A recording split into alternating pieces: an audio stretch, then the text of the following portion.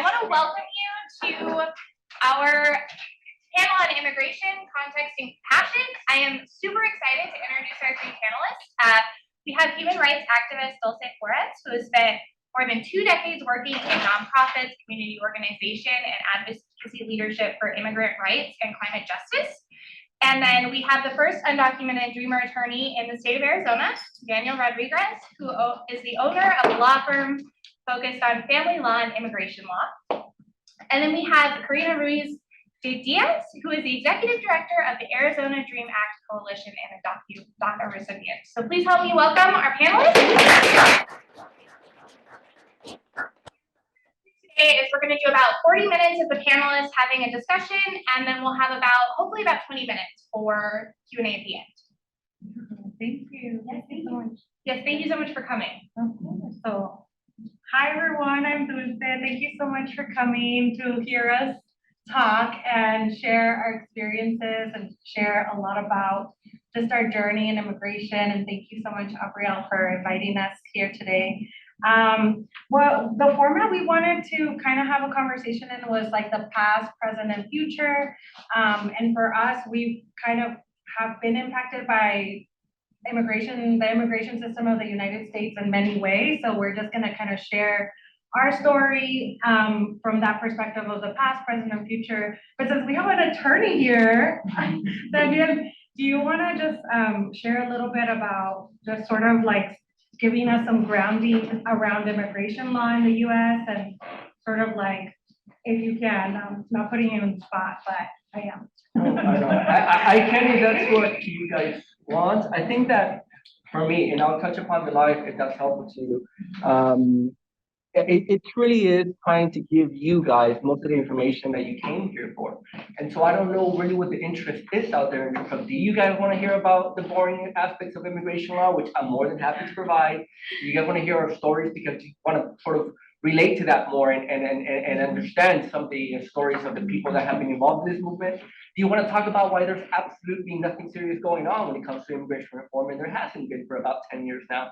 I mean, what is it that you always want to hear? Because you guys have a group of people up here that can really speak to many issues. And what I try to do, after doing so many panels, is just kind of like talking and providing information that nobody really cares about, because I've been on the other side. So if we could just kind of begin with, what is your interest here? What do you want to hear about? And all of us are more than capable of hearing the conversation in that way. So anybody just kind of want to chime in? The immigration reform. Immigration reform, okay. Same. Same, okay. I have a question. Is there any immigration reform? Okay. If I can on that, just get us started. I just came from a meeting with our Senator Mark Kelly in the Latino kitchen cabinet that he has, and he was explaining to us that it's hard, it's tough, because there's people even in the party that's supposed to help us. They don't see it as feasible, and there's a lot of people that don't have interest in, like the Republicans mainly, in solving this issue, because it serves as a talking point, and they use immigration as a platform to really their best interest. It's not in their interest to really make sure that they fix the problem, because cheap labor, we don't have the rights that we deserve if we get legalized. And quite frankly, right now they're using it as a political talking point. And that's one of the main reasons why we haven't attained an immigration reform. I think that's the question that we have to ask from ourselves, like, who is this benefiting? Who's the lack of action in immigration benefiting? And attack that problem and really hold those people accountable, because we know that more than 80% of Americans agree that there should be legalization for the more than 11 million people that are undocumented in the country. So that's a little bit of that perspective that I bring from it's to me, it's amazing how it's connecting my day today from that conversation to now coming and talking to community members, people from ASU, which is my home. I'm a graduate in biochemistry, from ASU. And to me, it is important to connect those dots and come and have this conversation with people that know this is a problem that we need to make sure that we advocate for and we put pressure so that we can solve as member of the community. Second, well, you started with that. I wanted to start a little bit softer, but let's go ahead. Go for it. Let me just kind of just for the context, okay? I feel lately like I'm hated by everyone, and maybe I'm realizing like my true American dream to be hated by it. Isn't that what American is about? And this is because of the politics of the situation. So a little bit of background. I'm from Monterrey, Mexico, and I came here when I was 8 years old, and I came with my mom and my 2 sisters. My dad, so a lot of domestic violence in their relationship, so he stayed behind. My grandmother, paternal grandmother, was actually born in Texas, and I have a lot of family that's in El Paso, San Antonio, because a lot of the time Monterrey is very close to Texas. So a lot of my family, a lot of people just kind of travel back and forth back when there wasn't a lot of security at the border, and they just kept doing that. And my grandmother, who was born in Texas, decided to stay in Mexico because she was like, well, we can always go back and forth whenever we need to, and Monterrey is a great growing city. Let's go ahead and stay here. And so that's how my mom and my dad met. They had me and 2 other sisters who came over here because she was running away. I grew up undocumented, and like the story of many dreamers, I'm sure that hopefully we're at the point where you guys generally know the story of what it means to grow up undocumented. Because otherwise, then what the hell have we done for the last 25 years? And I think that has been at least one of the stories that have been most effectively narrated in public. The story of dreamers. And so into the year 2000, I was at Trevor Brown High School, and I went to a counselor who told me that I couldn't go to college and that students like me should focus on getting a job instead.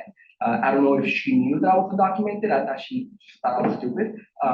Either way, she didn't think I was college material. So next door to Trevor Brown High School in West Phoenix, there was a buffet called Hometown Buffet. And I went and I said, hey, I want to get a job. I don't really need to go to high school because why the hell would I be in high school when I'm being told by the school itself that I can't go to college? And what's the point of going to school? So they were like, well, you need a social security number. And they're like, I don't know what that is. And then they said, that's fine. You start tomorrow. Sign here. You're going to be in the back.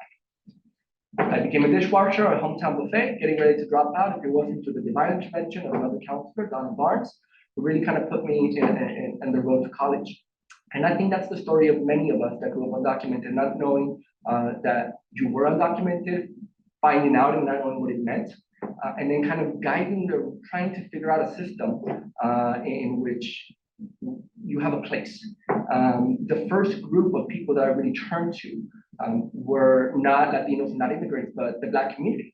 So at the time, my counselor said, hey, you need to get scholarships because you don't have money. I said, you're right, I'm brown and I'm broke and I'm busy, what do I do?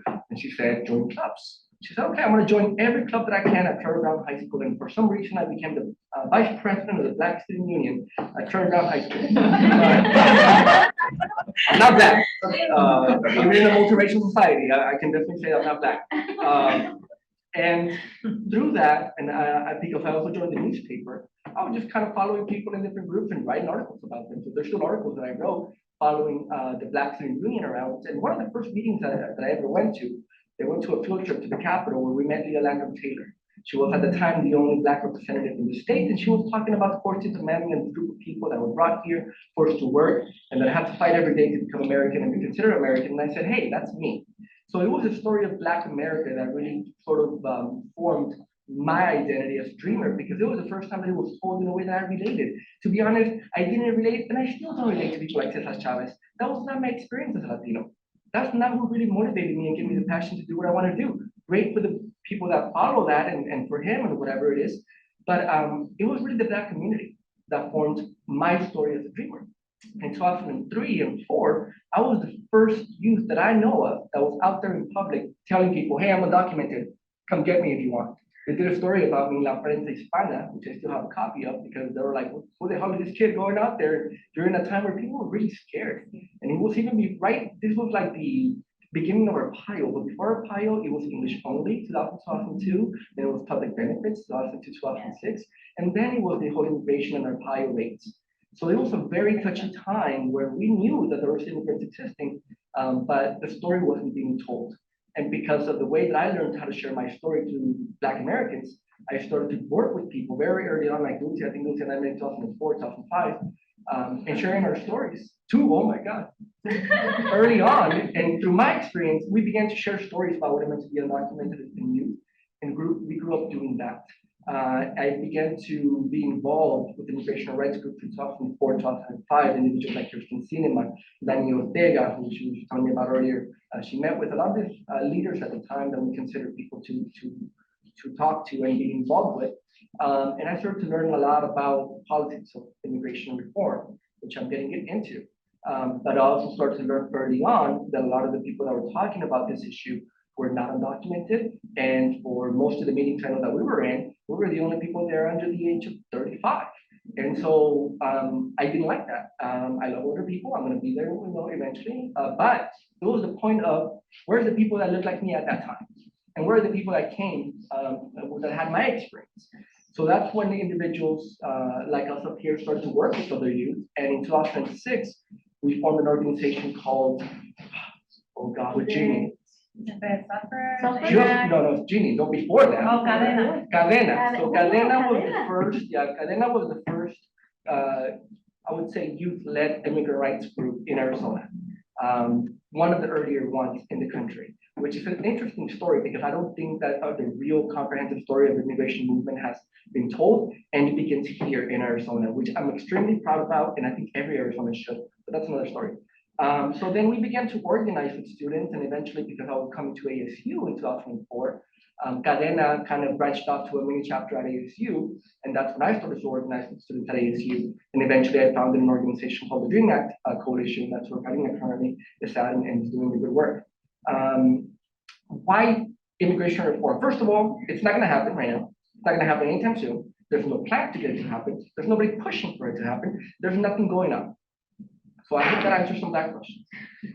The question, and I can delve more into it, but the why, how do we get here and where are we going? I think is the most important. How do we get here? When you think about it, and I'm going to frame this, and then my colleagues over here, which I respect very much, are going to tear me apart, and I expect that, because this is a dialogue, right? And it has to be very comprehensive. We love that word. And so leading up to essentially where we are, we had the immigrant youth movement. And think about this. So you have a group of kids that formed a network. A lot of those groups started here in Arizona early on, where we had the story, we had the youth, and the beauty that came with that. We're a lot more marketable, than other groups. So we took that, and used that to share a story. And not only that, we had technology. And we were able to use Facebook and social media in a way that no other social rights movement have used in the past prior to the immigrant rights movement in terms of engagement. So that created a lot of buzz and a lot of political power that was first used in 2010. Second time in history, the DREAM Act came up for a vote. The DREAM Act was the legislation that was first introduced in the year 2000. It was actually going to get a hearing, guess on what day? September 12th. Which was canceled because of September 11th. It was a bipartisan legislation, and it was actually pretty favorable. In fact, my counselor told me in that time in high school, the counselor, the new one, she was like, don't worry about it, the DREAM Act is going to pass. Well, it began with a good effort, bipartisan effort, and then it was put up for a vote the first time in 2007. It was voted down in the House, and then in 2010, it was up for a vote again, but it was voted down this time in the Senate, the DREAM Act. Oh, the DREAM Act is a piece of legislation that would essentially provide a pathway towards legalization for individuals like ourselves who grew up here undocumented. If they meet certain eligibility requirements, it is expected nowadays to potentially benefit 2 to 3 million people. So then it was voted down, and then in 2010, everybody was like, okay, well, what the hell do we do? Because SB 1070 passed. It was passed on my birthday. I was outside of the Capitol protesting, and my friends got me a Whitney Houston cake to sing in between the marches and in between the protests, and we were outside there celebrating, and we were doing that, and we were like, well, it's going to get really bad. Because SB 1070 is just the beginning of what's going to happen with other states, and we know that other states are going to do more. So then we began 2 campaigns. One, we kept hearing Obama saying, well, we're not deporting everybody, it's just the bad people, right? But we knew that wasn't true. And 2, because of the stories, the communities that we came from, we saw that we were moving the Latino vote a lot. And so we started to use that and say, hey, we can impact elections, we can impact what's going on, and that's the way that we get things done, right? So we started to exercise our political muscle in states like Arizona, Nevada, Florida, New Mexico. I worked in all of those states trying to mobilize the Latino vote, because at that time, immigration was the #1 issue with Latino voters. It no longer is. It's now economy, education, and then 3 or 4th, it's immigration. But at that time, Latino voters were captivated by this immigrant youth movement, and they were hearing everything that we were saying. So a lot of people took notice, and we opened up doors that we shouldn't. So then we kept working, and we told Obama, hey, if you don't do something, we started an education not deportation campaign from 2010 to 2012, in which we were telling essentially Obama, do something or else. Or else. We got arrested outside of OFA offices, Organizing for America, the campaign arm of Obama. We started to put out there a story that wasn't the story that initially gathered everybody's sympathies in terms of, oh, Republicans are bad, we should really support Obama. Because that's really how we got in the door. So then once we started to go against Obama, people were like, okay, what are they doing? The Latino voters are asking why we're going against Obama, whether they should support Obama. Harry Reid is freaking out in Nevada, saying, hey, you guys, we need your help. We need to win this election. So a lot of us were like, okay, well, do something about it. And some of us were actually serious about the consequences that could happen if they didn't. And that is the only reason that we have now the only piece of immigration relief that has helped the communities since 1986. And that is Deferred Action for Child Survival, otherwise known as DACA, which was a campaign that I was part of and all of us were part of between 2010 and 2012 in order to get that done. It wasn't a gift by the Democrats. It wasn't our savior Obama doing it. It was people saying, we better fucking do it or else. That's what it was. But the doors were opened and the Democrats saw an opportunity. And then the nonprofit industrial complex kicked in. Some of the people that were working on this issue started to work for Democrats. Others started to be involved in politics. And others got so involved in nonprofits and the constraints that come with nonprofits and the people that fund you as to what you can and cannot do. And that effectively killed the immigrant rights movement. That's where we are. Now where we're going. And this is where I live to this. I've heard Danny saying that before, and I don't think it's an understatement. I understand very well because that's the name of the game, right?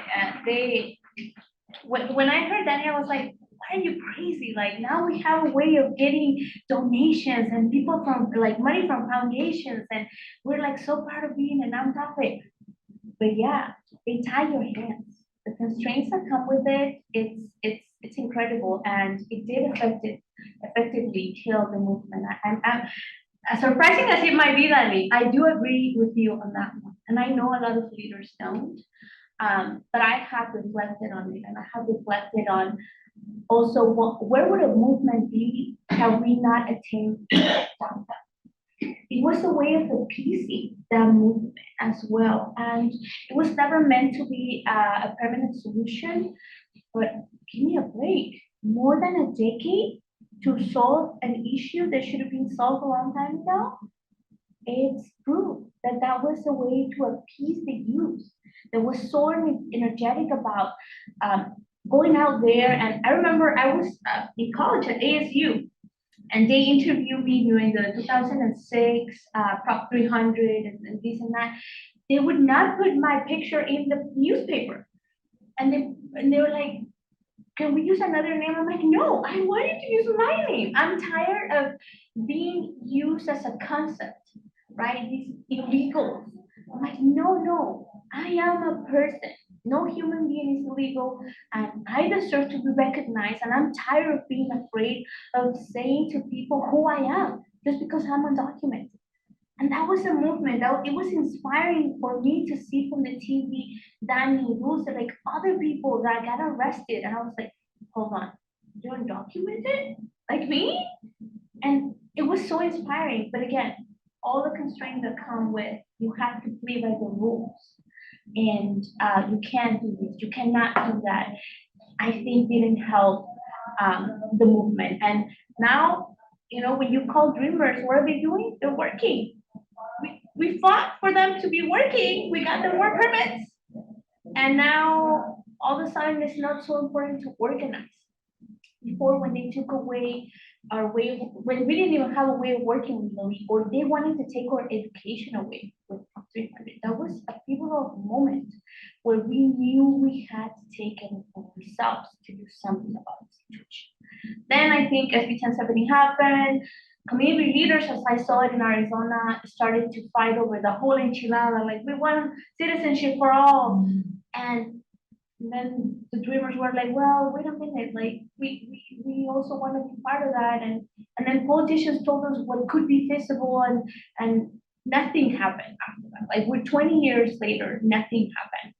And to me, that's the big like $1 million question, right? What do we do to energize our people again?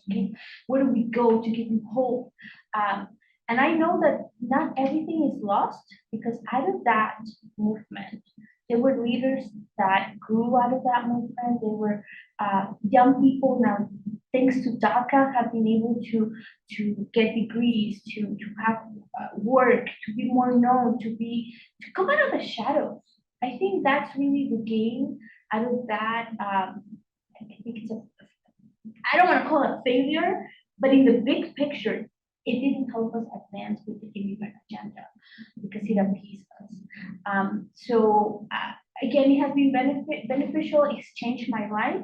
But now that I look, and because of a court in Texas that decided to not allow new DACA recipients to apply for DACA, they can apply, but they cannot get their applications processed. One judge has the power over millions of students that could potentially apply for this program and get those benefits, and they're not able to.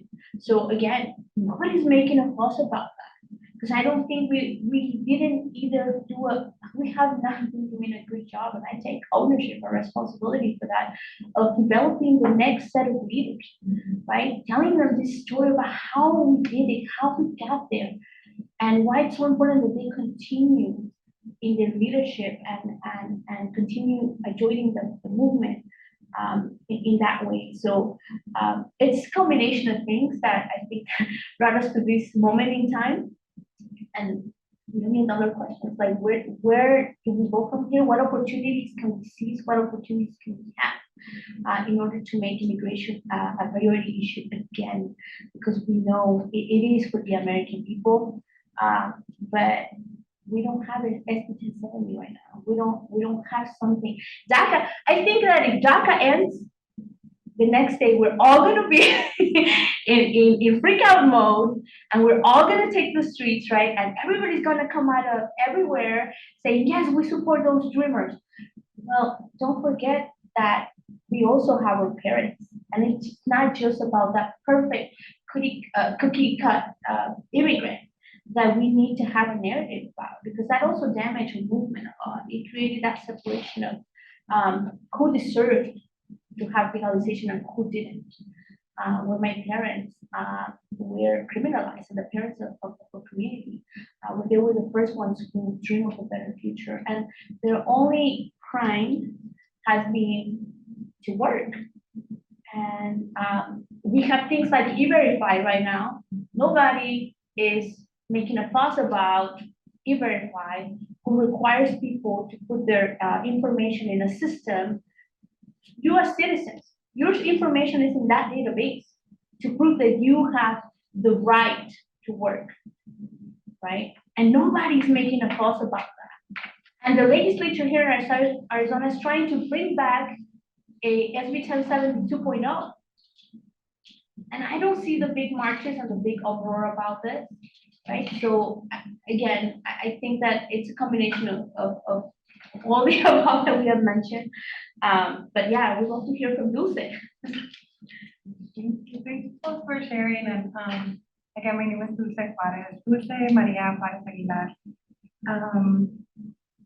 I'd like to start by also acknowledging just my formal introduction is that I am the daughter of Jose Luis Juarez Rodriguez, the daughter of Luz Maria Aguilar Cordova, the granddaughter of Elia Cordova Aguilar, Ramon Aguilar, Dolores Rodriguez, and Acacio Perez. Those are my grandparents. I do consider myself a Mexican indigenous woman. I migrated from Mexico, from Obregón, Sonora, over 30 years ago with my mother and my sister. Very similar story to Daniel. My mother was also fleeing from an abusive relationship in hopes of a better dream, in hopes of changing her reality, changing her life and the life of her children, which is me and my siblings. When my mother migrated, she first migrated here with a family friend. Back then in the 90s, when she migrated, the border wasn't what it is today. It wasn't militarized. She basically just crossed through the border, and there was no like humongous fence or technology surveillance the way there is now. And she came in a car and then drove all the way to Phoenix, found a nanny job as a nanny and for a wealthy family. And she said that for many months she cried and she would call us to check up on us. She left us with my grandmother, and she saved money and went back to get us. We tried to cross over, and this time immigration stopped us and they kicked us out. And then this time we came again, we crossed a little fence. And then we just passed and got in a taxi ride, and the taxi driver took us to Tucson and then all the way to Phoenix. So we're very blessed. We didn't have to walk the desert like so many people have done. So just sharing a little bit about my background and what politicized me and got me into this work and got me here today is that, and in years of activism and human rights work and immigrants' rights work, is that I was also like Daniel, we like are such a mirror and reflection of each other, I feel. Is that I wanted to go to school. Like, I'm very grateful. I had two really amazing mentors in elementary school that were from the Chicano labor rights movement of the 1960s. Mr. Trujillo was a Chicano, like a 300-pound Chicano counselor from Colorado, and he had moved to Phoenix, and he was our school community counselor at the school. And Miss Quimby, she and her family had actually picked lettuce and onions when they were young, and her family were part of the Cesar Chavez labor rights movement. So as a young child in 7th and 8th grade, they were always like, you know, taking care of the chiquitos, of the little ones in this elementary school in downtown Phoenix, in the hood, I would call it Crane Middle School. Back then, there was just a lot of gangs, a lot of violence in the 90s, and when I was going to school. I'm very grateful to them because they really poured into me. If it wasn't for those two mentors that said, I believe in you, what do you want to do? What are your dreams? And they got me to dream big. And they got me to believe in myself, invested a lot of me, and I just decided I wanted to go to college. Fast forward, I did everything that Danielle did too. I was like, joined every club because I wanted to be a well-rounded student. So clubs, sports, all of the things, all of the volunteer, all of the community hours I could ever imagine doing because I wanted to get a full ride and a scholarship. And I did. I got a full ride to ASU. So this is my alma mater, como dicen, I don't know, something like that. So I am an alumni from ASU. And I came on a full ride, but I lost my full ride scholarship because of Prop 300, which we mentioned earlier, which was a law that was passed by 71% of voters in 2006, voted to take away scholarships from undocumented students because they didn't have in-state. Basically, they considered us out-of-state international students rather than in-state tuition students. So from one day to the next, you know, we had to organize, and we went, and a bunch of us met up in a basement. Back in the day, we had a club in Nicha, and we met up in the basement. We're like, we have to organize the professors. We have to go tell everyone. We have to meet with administration. We have to tell Dr. Crow. This is a political issue when it's our educational right to be here. We grew up in these educational systems. We come from the public school system of Arizona. Our home is Arizona. We've only known Arizona. We've grown up here most of all of our lives. And they're turning an education issue into a political issue. So we went and fundraised like $1 million. Remember that meeting? We did a luncheon with all these business owners and leaders, and we're like, we want to go to school. You have to help us. And so we cried. We're like, oh my gosh, Arpaio, Sheriff Arpaio, who's this, crazy guy that I don't know, some of you might know. He was our former sheriff who was hunting down immigrants at the time when we were here at school. And I was like crying, sharing my story in front of all these business leaders. And I'm like, I'm sharing my story, but at any time, any of you could call Sheriff Arpaio, he'll come pick me up. And that's the end of my life. And I'm back deported in Mexico. And they were just horrified hearing these stories. I'm like, this is the reality we're living in. Anyhow, we got 278 students graduated from ASU that year, undocumented students, thanks to the organizing that a lot of us did. And from sharing our stories and being re-traumatized and just actually also just, I think it was a way to channel our energy, was like, we have to fight for ourselves and we have to fight back, and this is wrong. And just because it's a law doesn't make it right. Slavery was a law, and racism and segregation was a law, and that doesn't mean we have to be okay with that. We have to fight back against what's wrong. And we did that, we organized, we fought. But yeah, in between all of that, there was, Sheriff Arpaio, deportation, raids, deportations under Obama. The most deportations that have happened in the history of the US happened under Obama. We had to fight a lot and protest so much to stop so many people from being deported. Anyhow, we have SB 1070. For a long time, I worked at the ACLU of Arizona, the American Civil Liberties Union, collecting stories. I worked at a hotline collecting the stories of undocumented people and families that were being stopped by the police. And people that wanted to know their rights. So I traveled the whole state, teaching people know your rights. And I actually got pulled over once by the police, and I was coming back from Sedona, and I was driving in my little car, and thankfully I had my ASU ID. And the cops pulled me over for going 2 miles under two things under the speed limit. Or yeah, I can't remember. And I just knew my rights, and I enacted my rights, and I said, he's like, why don't you have a license? I'm like, because I can't get one. Well, why not? Like, I can't speak to you without my lawyer. And he was so freaked out by me, like, why she wants to talk to her lawyer? Like, who are you? Like, what? And all I had was my ASU ID, and I'm so grateful that helped me. As they were like, are you a law student? Like, why are you not telling me your information? Why are you not giving me your ID? Why this? Why that? Anyhow, he had to send his sheriff or his deputy over, and he's like, why are you giving my deputy trouble or whatever, his supervisor? And I was like, I just want to speak to my lawyer, I can't share. They're like, well, we're gonna take your car.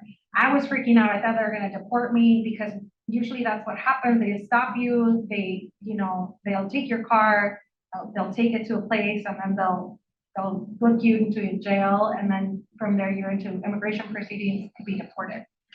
Thankfully, I wasn't. I was left on the side of the road with my boyfriend at the time, and I called some of my friends who were citizens right away, and I was like, can you please pick me up? Like, we just got stopped, my car got taken, towed away, and I'm so scared that they're gonna, like, if I stay here any more seconds, like, they might deport me at any moment. Like, I'm afraid that they're gonna ask me more questions. And yeah, sure enough, my friends drove over there, they picked us up, and we rushed out of there because I was so scared they were gonna just follow us or try to, like, do something.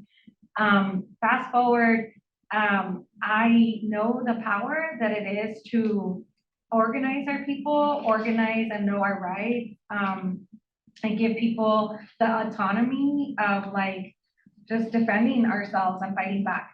So I am very grateful too. I had a lot of indigenous mentors. Later on, I grew up and decolonized my mind and started learning about indigeneity and, like, the importance of decolonizing ourselves and understanding that the border, that we didn't cross the border crossed us. Arizona is part of Mexico. It has always been a part of Mexico, but because of, treaties that corrupt politicians made, it ended up being sold to the US. But a lot of the Southwest region of the United States is part of Mexico. And I say that because that's part of what I've learned as an indigenous person, and reclaiming my indigeneity is that this is actually all like, if borders didn't exist, we could all migrate freely wherever we needed to do what we needed to do. And so I'm pro no borders. I really believe that we should be building bridges, not borders. And I feel like there's more benefits in building bridges rather than having so much militarization and having so much state policing violence and state sanctioned laws that have been introduced in Arizona as like ground zero that then go on to all parts of the country to be copycat bills. And we're seeing that in Texas right now. We're seeing that in other parts in Florida and other parts of the country. So I worked very hard to try and stop SB 1070. We actually also, while I was at the ACLU, we sued Arpaio for racial profiling of Latinos. We won that case. Unfortunately, he was pardoned by a president, number 45. I don't have to say like his name because I don't want to invoke him. But Sheriff Joe Arpaio was found guilty through the courts of racially profiling Latinos. We won. It was a big historic moment, but then was pardoned. So that sucked. But still, the case is still there. SB 1070 still remains. Police can still question people about their immigration status. We did fight back to try and get the police to tone it down in regards to like people have actual rights and you have to follow the constitutional amendments and like people do have rights to a lawyer. So I know that he works still in immigration, so you might be able to see like the aftermath of how SB 1070 is still implemented and people are still being impacted. So just sharing a little bit. And then also wanted to share that we organized so many marches for immigration reform. I've known Daniel over 21 years. I was doing the math.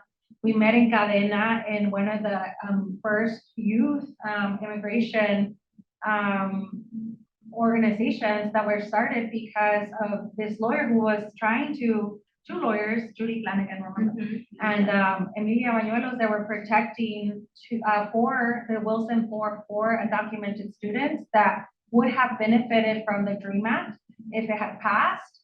There were 4 Wilson students from this elementary school that went to Buffalo, New York for a robotics team competition, and at the border of Buffalo, New York, got pulled over by or was questioned by the Canadian or the U.S. immigration border agent in Canada, and they were questioned. And they were the first, I want to say, one of the first court cases that I'd ever heard about where these students would have benefited from the DREAM Act. And so these 2 lawyers from Arizona were like, we have to mobilize because this will help, the DREAM Act will help our clients stay in the country, but it will help other students get some sort of citizenship. Fast forward 20 plus years, the DREAM Act hasn't passed, but yeah, it brought us all here today. The DREAM Act and DACA have always been kind of like what we call piecemeal legislation. It's only a part of a bigger need, which is immigration reform. And so I agree. I don't see, I think the next wave is just like training the new generation of leaders because we grew up, we have kids, we have mortgages, we have grandkids, Karina's an abuelita too. And so we have law firms. Like he was the first immigration attorney in the whole state, y'all, undocumented. I want to hear more about that story too. But I have a child now. Like I work. Like I have documents. I can vote. I'm a registered voter and citizen. And you know, I care about the world. I care about Palestine and free Palestine. Now that we're at it, and the reason why I'm going to say this is because I see the same similar state sanctioned violence we're seeing here in Arizona being replicated around the other side of the world right now. The same people that made the border here in Arizona are the same people that made the border in Palestine. And so the same detention, the same companies are the same that are being used here. The same stuff that's being used, technology being used in the border here in Arizona is the same technology being used to oppress Palestinian people in Gaza. So I'll leave it there. I know we're talking about immigration reform, creating some, seeing the themes in our world right now. So I don't know if you all want to add or piggyback off from what I said, but yeah, we grew up and this is where we're at now. Oh, I think we have a question.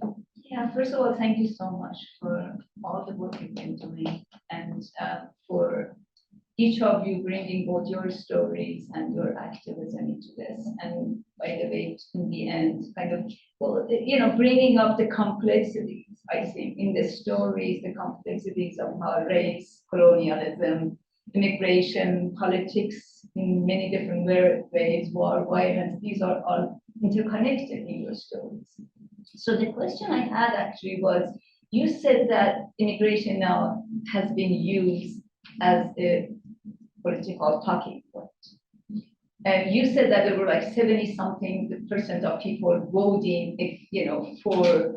So I was wondering, so on the one hand, it is true that at times, in order to be effective, unfortunately, we're playing the same very system that creates those issues.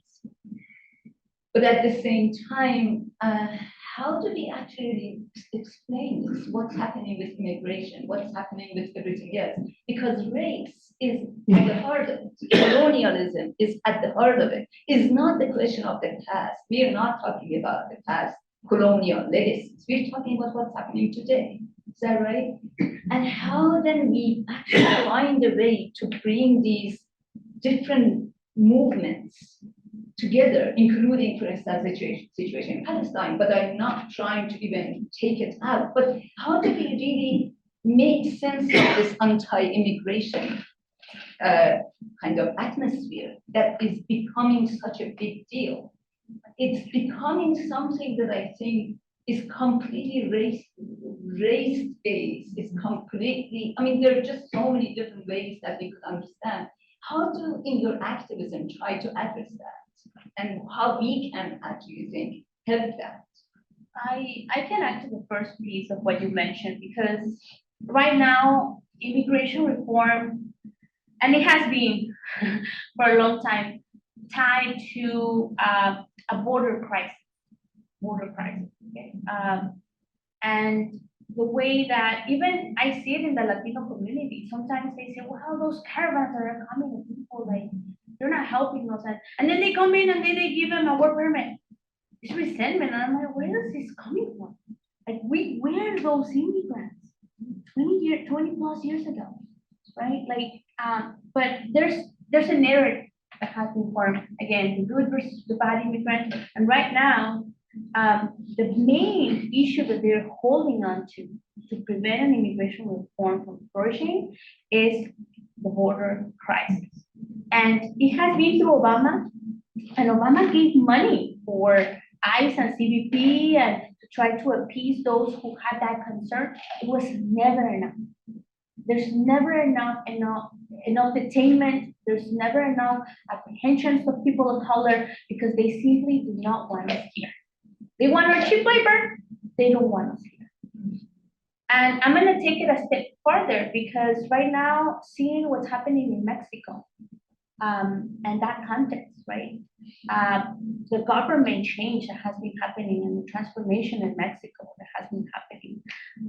Maybe people don't see it here, but there's not as many immigrants coming from Mexico. We see these people as immigrants from Central America, from Haiti, from Venezuela, these countries that have their own issues, but Mexico has reduced their immigration because the government there is creating conditions where they're helping the elderly, and they're helping the youth with programs and with better social assistance, so that and any corruption or reducing corruption, and so they're creating these conditions where they're raising the minimum wage in Mexico. So these conditions that we know, that's at the root. That's the root cause of immigration. The treaty, the Tratado de Libre Comercio. I don't remember how to say in English, but the treaty that Canada and the United States had with the maquilas in the border, NAFTA, yes, NAFTA. What it created was the conditions for poverty in Mexico, for some companies to benefit economically and create abusive labor conditions for people in the border, and that affected the economy in Mexico. And that's why people started migrating. That was the case in my family. When we came in, I was 15. I passed my test to go to to high school in Mexico. In Mexico, you don't get a free pass. You have to pass a test in order to earn your space in high school. And so I passed it, and I was in the afternoon classes, because there's morning and afternoon classes. But at the time, the students took over the high schools because they were protesting because they wanted to increase their tuition. And so my sister called, and she said my sister had immigrated a year before because of domestic violence with my nephew. And so she called and she said, there's work in the US for dad. Dad was the one who was supposed to come. My dad didn't want to come by himself. I knew a little bit of English that I had learned in Mexico. And at 15, they didn't ask. They just said, we're going in the 2 days, right? I was like, why? And it was because my mom and my dad couldn't find a job. Because at a certain age in Mexico, you're disposable. Over 40, you're not as productive, and it's very hard to find a job. So the plan was to come here for a year, work, and then save money and go back to Mexico to start a business. That was the plan. When I came here, and we noticed that it was so dangerous to cross that border. Because yes, I did cross under. I got stopped 6 times. And one time even the border patrol was like, just go back through here. Like the truck is too far away, right? It's like, it's a never ending thing. So no matter how much money they send from Washington to the border, it's a never ending game, because they catch someone, they put them in these detention centers, and then they release them. What do you think people are gonna do? Especially if they're parents. If they have kids on this side of the border, they're gonna come back to provide for their children, right? And I had the opportunity of asking Joe Biden when he was a candidate, would you stop deportations on your first 100 days when you become president? He said, yes, but not for criminals. And I said, did you know that it's a felony to re-enter after you have been deported? He's like, not those ones. I'm like, we're criminalized for that. We're criminalized for not having a driver's license. We have to pay $85 to the city of Phoenix, I know here, or 180, I don't remember the amount, because we don't have a driver's license. We're being penalized for something that the government does not provide to us. That's how our system is currently. And again, they tie in everything. Their excuse is no, like we don't want the invasion, right? We don't want those people coming in, pouring through the border. And to me, it's very particular that it feeds to somebody's, I'm not gonna name, right? But it feeds to someone's narrative. What they show us on TV of these groups of people trying to come in. And they use it as an excuse to not work on the immigrants that have been here for a long time. So that's part of the issue, but I would like to see. I definitely want to jump into this one. Well, first of all, you mentioned you had to play the same games in the system sometimes. I don't think there's an issue with playing the games. I think it's when we let the system play us that became the problem. But a lot of the people that were involved, no matter how much you teach the youth, it's that optimism of like, everybody's working for everybody else, right? There's no self-interest. And when those doors were open, it's when people started to splinter and fall apart, and the energy was taken out. I even though I come off very strong sometimes, and strong-minded and strong-willed, and I am, and I'm proud of that, I'm also very optimistic. And I don't think that there's anybody that doesn't know me, where I'm giving them the talks about the nonprofit industrial complex, and then afterwards I'm gonna make them cry and motivated to go out there and do something about it, because that's the kind of person that I am. I found more opportunities to do immigration reform under Trump than I've seen in the last 12 years. Because of the urgency and because of the possibility to make trades. What we didn't have was Democrats that wanted to do it. And what we didn't have was a social movement that was in charge of itself to make it happen. Well, we could have had immigration reform under Trump, 100%.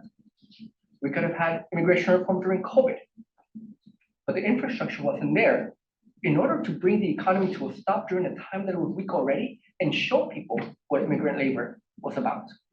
Immigrant labor saved this country. And that story has not yet been told. It's been touched upon, but under COVID, none of our families would have been able to survive were it not for immigrant labor. And if I was still involved during that time, I would have stopped that labor right away. Where's my check? But we didn't have the people ready to make sacrifices because they're tied to nonprofits and that money, because their paycheck is tied to following certain policy goals, or they're tied to Democrats that right now have taken over the issue. And that's a big part of the problem. That Democrats have empowered this issue. And why don't we have a solution to a problem? Because for either party, this is not a problem. This is an opportunity. An opportunity. So you can't find a solution for a problem that doesn't exist. What's the problem? Well, what's the purpose? And I'll tell you what the problem is. And right now, immigration, the purpose is to divide us and to get more political power for either party that can play the game as well. Republicans can play a better game when it comes to immigration, but they have such a PR. And what I mean by that is, in my experience, absolutely there have been discussions about how the Republican Party can reach Latino voters, but they just don't because they're afraid of losing some of their own base. Perhaps for racist issues, perhaps for whatever it be. But the point is that there's a lot more that Republicans can do in order to take more support from Democrats in certain communities. I can understand why they don't do it now, but I think there's space to do it going forward. And not to touch too much about Palestine, but one very, very interesting thing about what I'm seeing right now is that when it comes to wars, everyone's so fucking tired. Everyone. Whether you're undocumented or documented, whether you're a Latino in West Phoenix or some white guy in Southern Texas, whether you just learned about Iraq or you lived through it, because I think everybody here lived through it. There's a space in this country of people that despite our beliefs and how extreme they can be, that we can all come together and agree to, hey guys, but we all kind of live together. So we have to figure out really what are the problems here? What are the issues? I've listened to more conservative like talk show and Fox News and so many on this issue of Palestine and the war than I have in the last 10 years, because there's a lot of space in conservative communities that are just tired of the warmongering going on.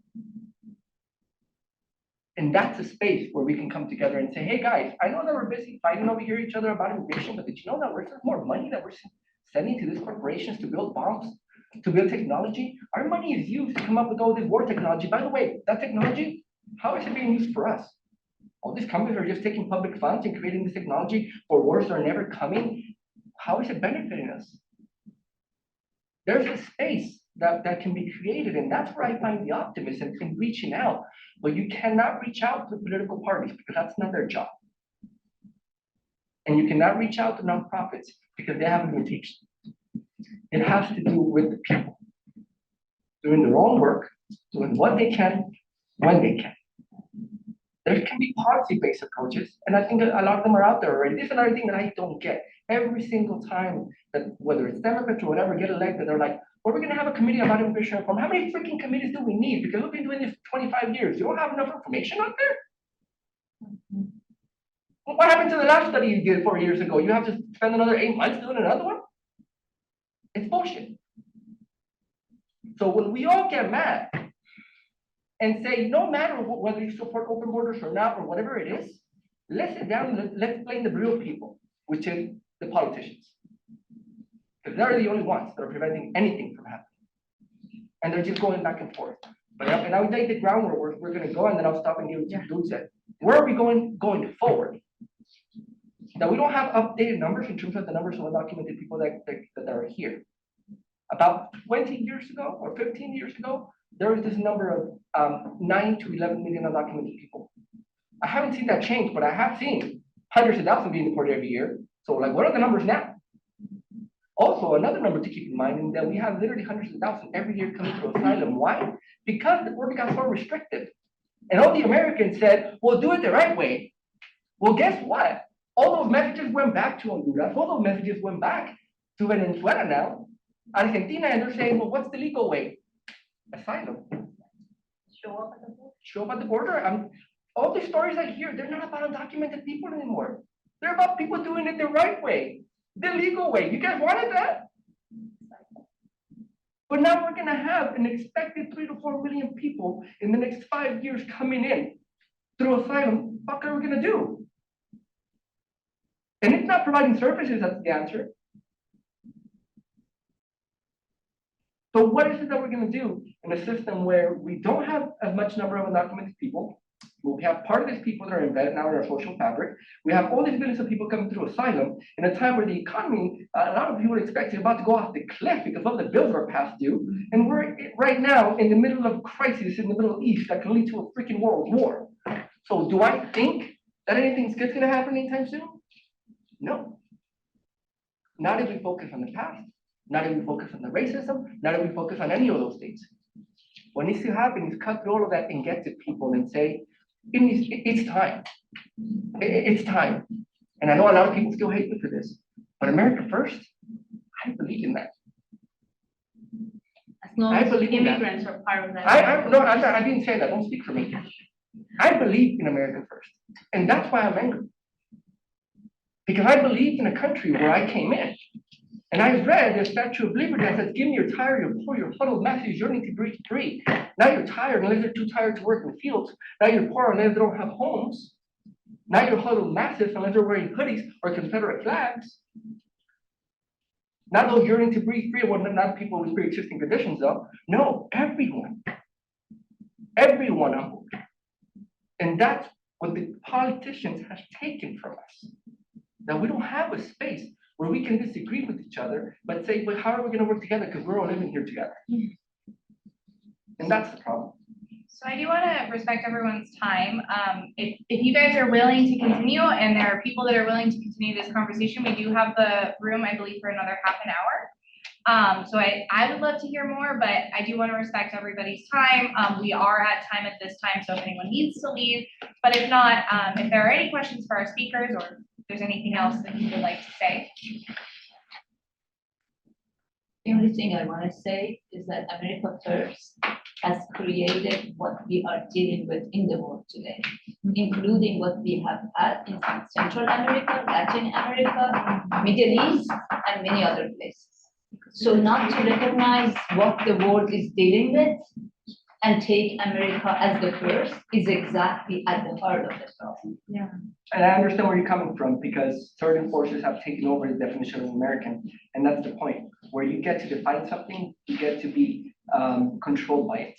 And I have always been the first that, for me, the identity of American is whatever you define it to be. And if we've allowed other people to define it a certain way, that's our problem. And we can change that definition so that one day we can come back and say America first, and it's going to give you a different emotional reaction than what it is now. But you have to, because we People live are in this first. country. Human beings Yeah. are first. The spirit is first. The human. America is only a place that has created borders, that has a particular history, that history has affected many of us in the rest of the world, the same as Europe, the same as others. Okay, so yes, I understand you have the right to say America first for you, and I'm not disrespecting that, but I want for all of us to realize racism, colonialism, the capital, all of these are at the heart of what we're dealing with today.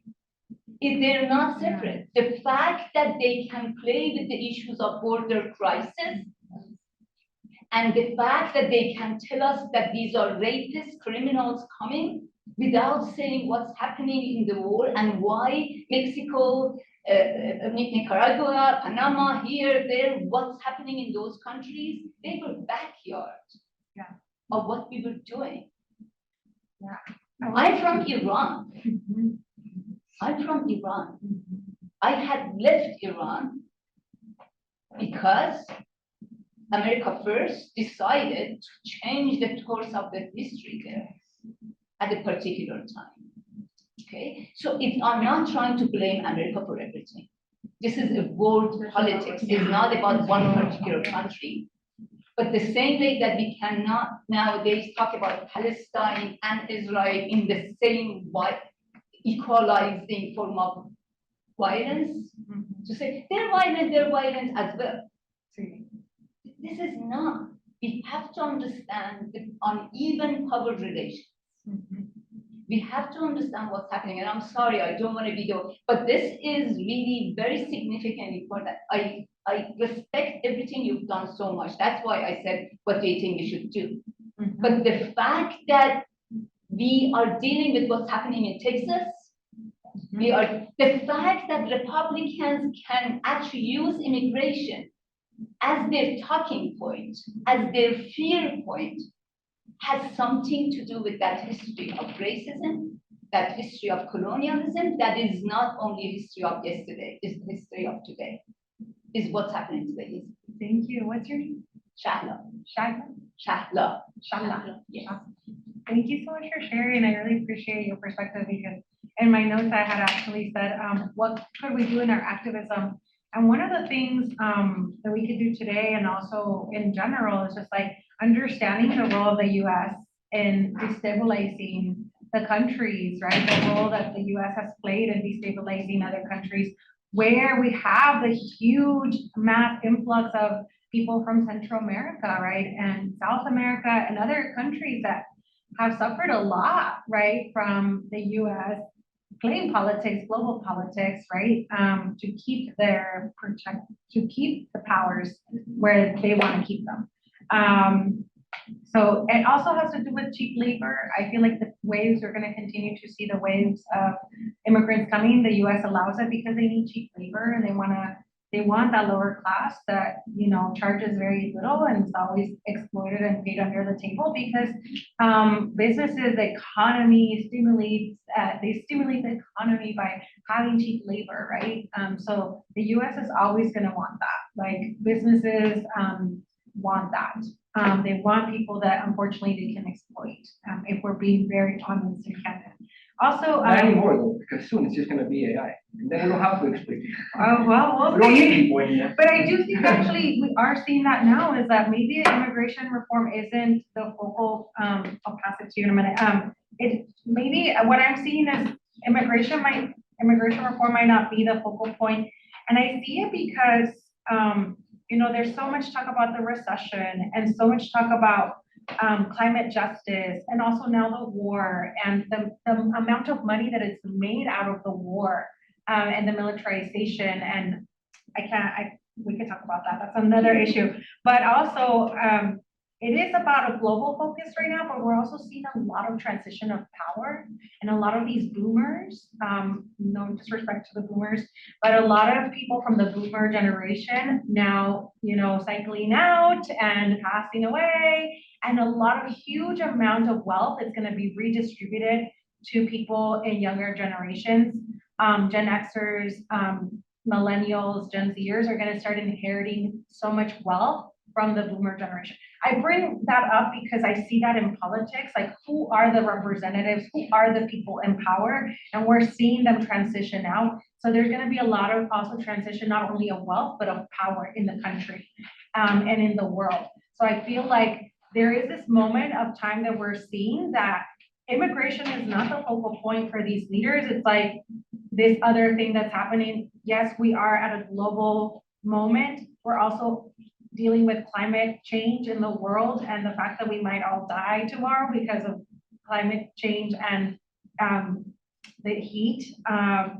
So that's a whole other issue too. But anyhow, the global powers at hand is an issue, the transition of power, the transition of boomers, and also how limited the news and international news we are limited to here in the US, but TikTok, the banning of TikTok and the role that that plays in the global power too, that Gen Zers and younger people and all people are getting more news, more information about what's happening across the world through TikTok, through Instagram, and the role social media plays.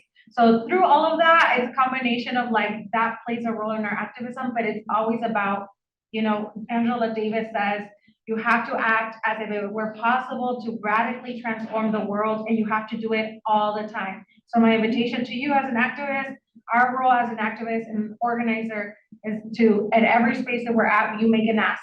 My ask to you is to believe that a better world is possible just believe, imagine, and then work towards that, and believe that it is possible to create change all the time, because you never know when it will happen. Change is possible, but it takes a group of people imagining that we could live in a better world, in a world where we have no borders, but we have bridges, and everybody wins. Did you want to have something? Yeah, no, just a comment about immigration the right way, right? I know that for some countries, it means to apply for asylum, which is a trap, because the US doesn't respect international law, which says that once you seek asylum, no question asked, you have to accept that person. And they have 1 year until it's proven whether they deserve asylum or not. The US does not respect that. Yeah. Actually, the US is at the bottom of countries that accept asylum seekers. So according to international law, it's a human right to accept those who claim refuge. And then within that year timeline, if it's not approvable, then they have to be deported. But they have that 1 year where they have to be accepted by the country, and the US does not respect. That's Now- just creating a new way of Exactly. undocumented Now- immigrants, like Yeah. Daniel was mentioning. The other thing that I find very interesting is that they also differentiate between desirable and undesirable immigrants, which means quote unquote skilled and non-skilled immigrants. So for the so-called non-skilled ones, the legal way is not possible. You cannot apply for a visa because you will never be granted one, because you have to prove that you have minimum higher education, right? So you have to have a BA, which is not accessible for many people. Now, what's not told about this quote unquote legal route, which is I'm part of, is that you need money.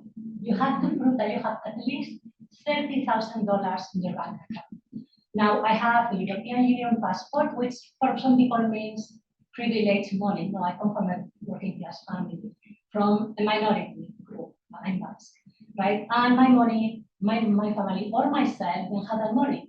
Lucky us, there was a person working in a bank who was willing to lie for us, right? So he wrote the document saying that we had that amount unexceeded, right? So it was, if caught, we would have been in trouble, right? But many people lie, and I have a friend who's from Senegal, and in her case, she had to bribe an agent to give her the document that said, yes, she has the funding to be eligible. It doesn't mean that you will get the visa, but eligible for that visa. Now, that doesn't take into account all the money you have to pay to get that visa in the first place. And usually, you have to follow the student route. I've been 18 years in this country, I'm not eligible for the green card.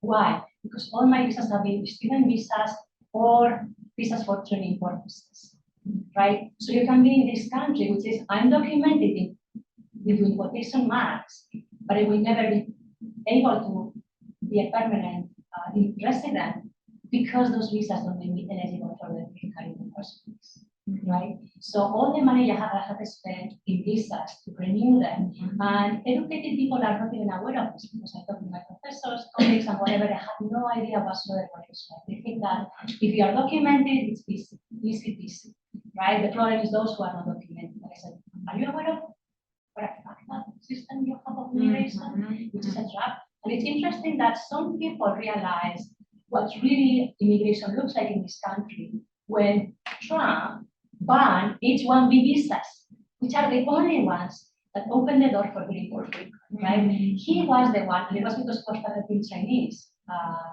nationals.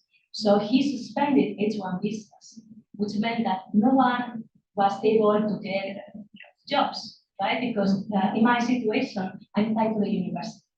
I can only be in this country because I have some sort of role in a university. But if I want to apply for a job outside university, I can't. I'm still forever. That's what I tell my mother. But she says, all these years and you're still young, still forever because of this. That's how the system has been built. That you are welcome as long as you are. And we can talk about, I know right now, like, students are up in the air waiting about DACA, and some people are like, what's gonna happen with DACA in my life? And so we can't revolve around our lives around the system. We have to learn how to live outside of the matrix, outside of the systems, which don't work. We know that the systems here are crumbling. I feel like I feel like the systems here don't work anyways. Can I mention but yeah, go something ahead. that I learned in the movement? Somebody said, the system is broken. And somebody else said, no, the No. system is not broken. It's doing exactly what it was designed to do. Exactly. Yeah, and until we realize that as a community, and that the best solutions come from the directly impacted, we won't find a better or the best solution for immigration. And that goes back to what Danny was saying, like it has to come from the people. It has to be like community organized. And unfortunately, we can organize all we want. At the end of the day, politicians are the only ones that we have given power to change the situations that we're in. But we can boycott though. I feel like boycotting and doing other things, people power matters. And when we boycott and we become one unified people, we have so much power. But we just don't realize that. And it can't be tied to money, it can't be tied to politicians. It has to be people power, really like genuine, organic, organizing from the ground up, from the people most impacted to really organize a huge wave of boycotts, whatever we have to do to get together and have one agreement on like, this is where we're gonna boycott, this is where we know we will have an impact. We have to look at the powers at hand, we have to map out power, and then we have to see where we can actually impact power to get what we need and what we want. And that's what organizers do. That's what we can do as a people. That is what the labor movement did. That is what African Americans did in this country in the 1960s. So if we bring our brilliant minds together, we know we will all win. We will get the resources we need back into our country where people need healthcare. The working class needs healthcare. The working class needs all kinds of things. So if we unite across cultures, across ages, multi-generational, multicultural organizing, we can get far in this country. Just in with this, I don't know if we have time. I was serious when I made a comment about AI, and I was serious when I made a comment about the spaces that people can relate to. This conversation, trust me, in 5 years, 10 years, the immigration conversation is going to be completely different. There's already been studies about how AI is going to create new jobs for robots, and in what certain states and industries people are going to be affected.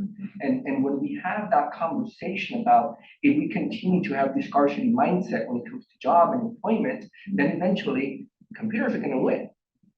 But when it's going to be people in Oklahoma migrating now because AI jobs are taking over there because we haven't caught up our government with rules around AI, everybody's freaking out around the world right now. It took it by storm because I mean, think about this. When it comes to like 150 years ago, it was what? Agricultural revolution, right? Industrial revolution, information technology, but now it's no longer about how do you have information in a USB. Now it's about that information analyzing itself. And the doors that opens when it comes to the economy, immigration, human migration is going to look a lot differently even in this country when AI jobs start to be implemented. But it's those conversations in that space where we can talk to the people and say, look, what is it really, what are the rules here, right? Because if it's always going to be competing with each other for jobs, then eventually they're not even going to need you anymore. Yeah. So yeah, you're absolutely right. The only thing, remember, when Industrial Revolution happened, everyone thought they're going to use machines.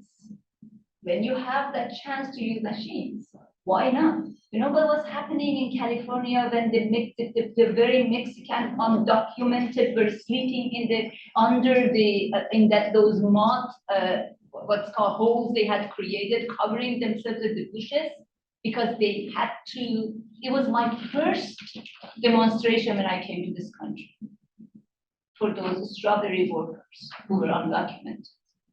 And the reason was because in that sense, we are all connected because these stories seem to be separate, but they're the same. So believe me, for capitalism, you still would have people who are scared of losing their chances as they keep undocumented, as they keep people as criminalized and so on and so forth. So it's always more beneficial to still, despite AI and everything, to use the least privileged, the most marginalized towards making more benefit. So look at what we are doing. Don't you think that we could have so many machines so that some of our workers in the midst of the summer here do not come and paint the external parts of your our houses, which makes me feel embarrassed to death. There is technology. It could have been technology instead of thinking about how to kill people somewhere else in the world without being killed. Is that right? But we don't do that. The same way that we do not spend any money on the research unless a wealthy person can benefit from it. Is that right? So this is something that I think you're absolutely right, but that's why I keep going back to the story that unfortunately is more than just and again, it's not to undermine the question of immigration and the particularities of the cases we are dealing with. I'm not trying to undermine. I'm just trying to say if we do not actually see their interconnectedness, the same way that you saw your identification with Black, movement, for instance, that if we do not see, it's going to be something that you were suggesting. Oh, these guys are coming in. I see that. I mean, I went to Australia doing my fieldwork among Iranian immigrants, and they were fighting over whose culture, who's not, who's damaging Iranian reputations. So, exactly, this is the case. We get somewhere and then we forget that people have fought for us to get to that point. So one of the things that led me to organize this panel and why I'm so thankful for our three speakers was that they are in the community and they're in the world in a way that academics are not. So I think one thing to keep in mind as we're thinking about how the conversation's changed, I think we that are in this room that are academics, it's so wonderful that we have different people doing different things, capturing different things, and that doesn't mean that anyone's project is any less important. I did want to, just before we wrap up, because I do want to be respectful of everyone's time, I did want to ask a question. In the community and in community organizing, what are some organizations that are doing the work, or where might we go to those of us that are passionate about these things to offer support or allyship? And what do you see a need in the community or an organization in the community that you find is doing good work? Yes, so I'm still the executive director at the Arizona Dream Act Coalition, which again, I understand the restrictions and the constraints, but we have helped over 500 DACA recipients to go back to Mexico and other places of the world because of advanced parole, which I see that as a fruit of our labor. We've been at this for so long, and to see those 500 individuals reconnect with their roots and their family, to me is the thing and the job that keeps me going at it. Dreaming that one day that's going to be the case for the rest of the 11 million, right? And that honestly has been the reason why I'm here and I'm sane, because otherwise I would have thrown in the towel, because this work is not easy, right? But I think organizations like ours and there's other organizations that are working for defending democracy. And again, I do agree that the biggest power is in people. Whatever you can do as a person, if it's sending an email to your representative, if it's going to a protest, if it's whatever it is that you find it within your possibilities to do, adds to the movement. I think all the actions are valuable to keep moving us forward, to bring this issue to your dinner tables and share this with your family members and make it a conversation about what you've learned about or coming out and learning from immigrants like myself, because there's a lot of things in my experience that many of you don't know. And I think COVID should have showed us a little of what immigrants go through, like when people were not able to be with their loved ones in their birthdays or Christmas. That's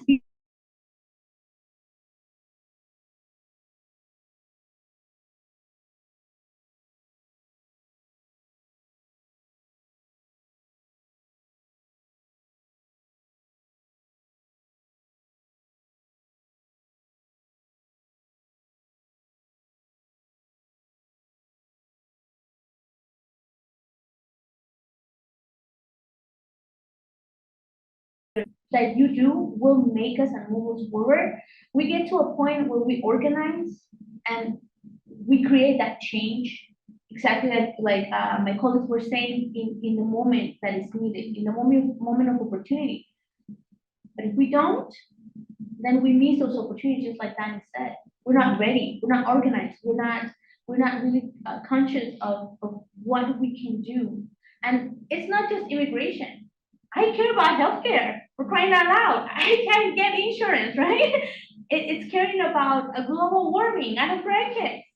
And I want to leave a planet that's livable for my grandkids. So I'm more than immigration as well. I can get citizenship, and because of the color of my skin, my life will still continue to be tough because I'm not in a privileged percentage. But yes, join us, Arizona Demand Coalition and other organizations that are pro-democracy. Yeah, there's a lot of pro-immigrant organizations. There's Alientos here. Aliento is a group here that does advocacy work for student dreamers, for students who have DACA, ADAC. There's so many more, Transport Pueblo, Puente. The list goes on. If you want a list, I can give you a list, but Lucha, Chispa Arizona, there's so many local organizations that came about after SB 1070, and some that started way before SB 1070, but lots of groups. If you can't donate money, donate your time, and just raising consciousness around this issue is important, and also like your love for humanity. Love for people, love for international, like we're an international global family. And I think we're moving more towards that consciousness of like, we are a global family. We're not just like Americans or US people, like we belong to the earth. Like we are part of a global international community, and social media and technology is helping us to also connect. That is one of the benefits of having technology, is the worldwide connection that we have to the global community, the global consciousness that we are. So yeah, thank you for coming. Well, really quickly, if I want to add to that, question, because I'm taking the lead on being a devil's advocate today, so you can have different perspectives. But my answer to that is none of them. Because if they were that good, something would have happened. And here's the thing, create your own spaces. Don't go into a space that already exists. We don't need you there. Go create your own space if you care about this issue. Invite your own friends, invite your own people that think like you, and eventually we'll work together. God bless you, we'll work together. But don't go into spaces that have done the same thing over and over again, and we're still here. That's fair, that's fair. Do your own new thing, but imagine the new world. Thank you.